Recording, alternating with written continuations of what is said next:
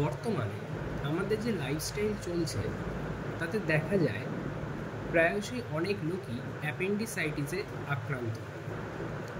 এই অ্যাপেন্ডিসাইটিসটা কি? আমাদের পেটের মধ্যে একটা নিষ্ক্রিয় অঙ্গ থাকে, তার নাম হচ্ছে অ্যাপেন্ডিক্স।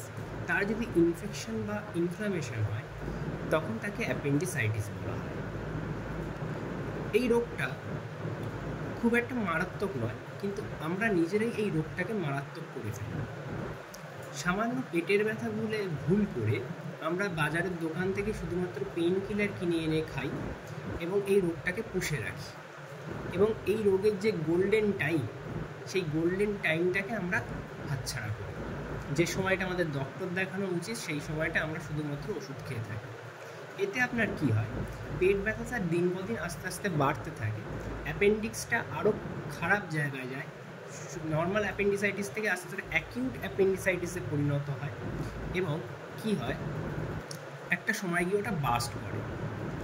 অ্যাপেন্ডিক্স যদি বার্স্ট করে, সেটা যদি খুব তাড়াতাড়ি অপারেশন না করা হয়, বার্স্ট করলে এমনিতেই খুবই বিপদ পড়ে, কিন্তু যদি তাড়াতাড়ি সেটাকে অপারেশন না করা হয় তাহলে কিন্তু মানুষ মারা পর্যন্ত যেতে পারে। তো অ্যাপেন্ডিসাইটিস হয়েছে এটা আপনি বুঝবেন কী করে?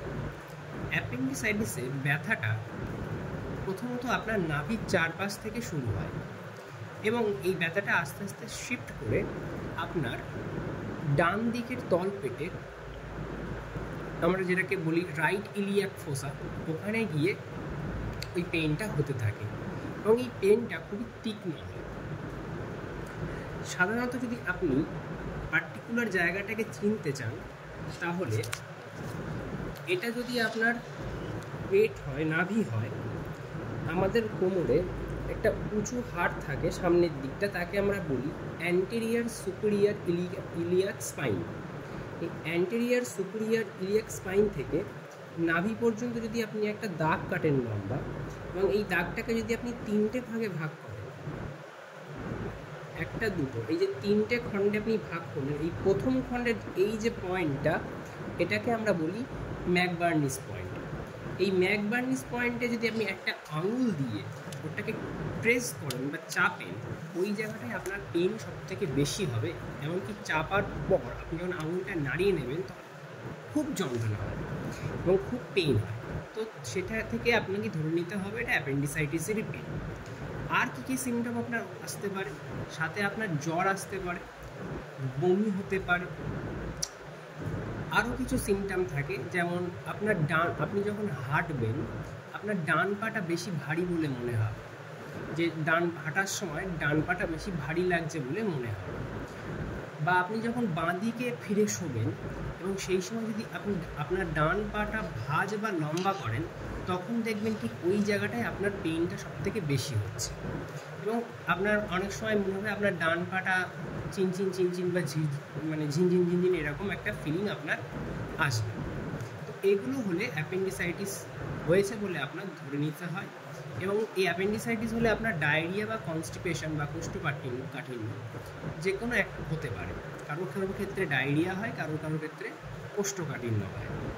তো এগুলো হচ্ছে অ্যাপেন্ডিসাইটিসের মূল লক্ষণ।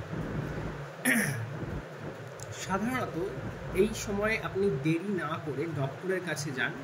ডক্টরে আপনাকে ইউএসজি করার পরামর্শ দেয়, এবং সাধারণত মেয়েদের ক্ষেত্রে একটু প্রবলেম হয়, কারণ ছেলেদের ক্ষেত্রে যদি ওই জায়গাটায় পেন হয় এটা ধরেই নিতে হয় অ্যাপেন্ডিসাইটিস, কিন্তু মেয়েদের ক্ষেত্রে অ্যাপেন্ডিক্সের আশেপাশেই ওভারি থাকে, ফলে যাদের ক্ষেত্রে পিসিওডি আছে বা পলিসিস্টিক ওভারিয়ান ডিসঅর্ডার আছে তাদের ক্ষেত্রে ওই রকম পেন একটা লক্ষ্য করা যায় ওই একই জায়গায়, কিন্তু যদিও তাদের লক্ষণ বা সিমটমসের কিন্তু পার্থক্য আছে। যেমন পিসিওডির ক্ষেত্রে পেনটা সাইক্লিক্যাল হয়, মানে একসাথে হয় না, একটানা হয় না, বারবার বিভিন্ন সময় হতে পারে, কিন্তু অ্যাপেন্ডিসাইটিসের পেনটা পুরো কন্টিনিউ হতে থাকে এবং আস্তে আস্তে সেটারও খারাপ দিকে যায়। যদিও পিসিওডির আরও অনেক লক্ষণ আছে, সেটা অন্য কোনো ভিডিওতে একদিন বলবো, কিন্তু অ্যাপেন্ডিসাইটিসের এটাই মূল লক্ষণ। এই জন্য ডাক্তার আগে প্রেসক্রাইব করেন ইউএসজি করার জন্য। ইউএসজি করলে ওটা কনফার্ম হয়ে যায় পিসিওডি না অ্যাপেন্ডিক্স। অনেক সময় ইউএসজিতে অ্যাপেন্ডিক্স ধরা পড়ে না, সেই ক্ষেত্রে কি হয়, আপনাকে বেরিয়াম মিল টেস্ট করতে হয়। বেরিয়াম মিল টেস্ট করলে আপনি অ্যাপেন্ডিক্সে একটা পরিষ্কার বোঝা যায় যে অ্যাপেন্ডিক্স হয়েছে কি হয়নি। আর এই সময় যদি আপনার প্রচণ্ড পেইন হয় এই পরীক্ষা চলাকালীন, যতদিন আপনার সময় লাগছে, সেই ক্ষেত্রে সময় ডাক্তার আপনাকে প্রেসক্রাইব করেন একটা ওষুধ, তার নাম হচ্ছে ড্রটাভেরিন। এটা 40 mg 80 mg পাওয়া যায়। সেটা আপনার সাধারণত 12 বছরের উপরে যাদের বয়স তাদেরকে 80 mg ট্যাবলেট দেওয়া যায়, কিন্তু ডাক্তার আপনাকে বুঝে আপনার কতটা যন্ত্রণা হচ্ছে সেই হিসেবে আপনাকে ডোজটাকে ক্যালকুলেট করে দেন। অনেকে 40 mg ড্রটাভেরিন খেলেও ব্যথাটা কিন্তু কমে যায়। আর অনেক সময় ডক্টর লোয়ার অ্যান্টিবায়োটিক্স একটা চালু করতে পারেন যাতে আপনার ইনফেকশনটা তার মধ্যে যাতে কোনো বড় জায়গায় না যায় যতক্ষণ পর্যন্ত আপনার অপারেশন হচ্ছে। তো এই ছিল গুরুত্বপূর্ণ বিষয়। তো আপনারা সচেতন থাকুন, সতর্ক থাকুন।